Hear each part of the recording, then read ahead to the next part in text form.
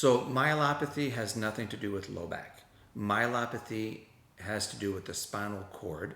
Therefore, it's in the neck or in the thoracic spine. Now, a lot of people don't know that the spinal cord actually finishes in your upper lumbar area. So it finishes at about L1, just below your rib cage.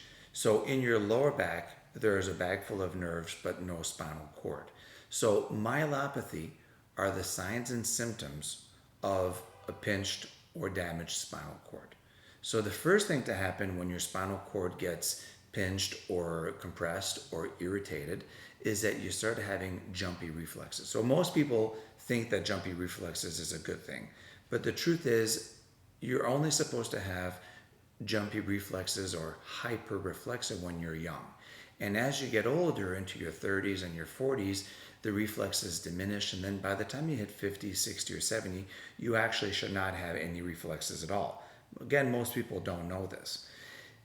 When we see people and we examine them, if we find that their reflexes are more than what you would normally expect for someone that age, then we're concerned that they might have myelopathy.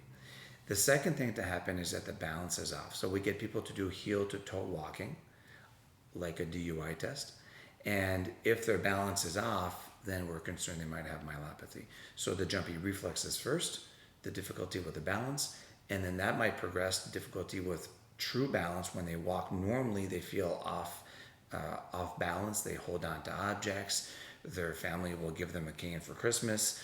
They'll end up using a walker, and it's a slow progression. And usually it's something that happens over the course of many months, many years, sometimes over the course of a decade.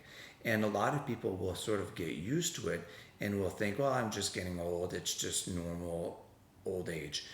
And so sometimes we see people that come in and see us for back problems, and we find that they actually have myelopathy, but they don't know that they have myelopathy. They just assumed it was getting old. If you do have myelopathy, it's extremely important to get an MRI of your neck and sometimes an MRI of your thoracic spine to make sure that you don't have spinal cord compression, because myelopathy is extremely dangerous and very, very serious. If it's left untreated, it can progress and cause permanent spinal cord damage where people end up unable to walk. People might end up in a wheelchair. People might end up having a cane or a walker. And if they end up having surgery in the future, it doesn't make them better. It just stops it from getting worse. So you don't want to wait until it's too late. You want to consider doing something for it to prevent it from getting further once the balance starts being off.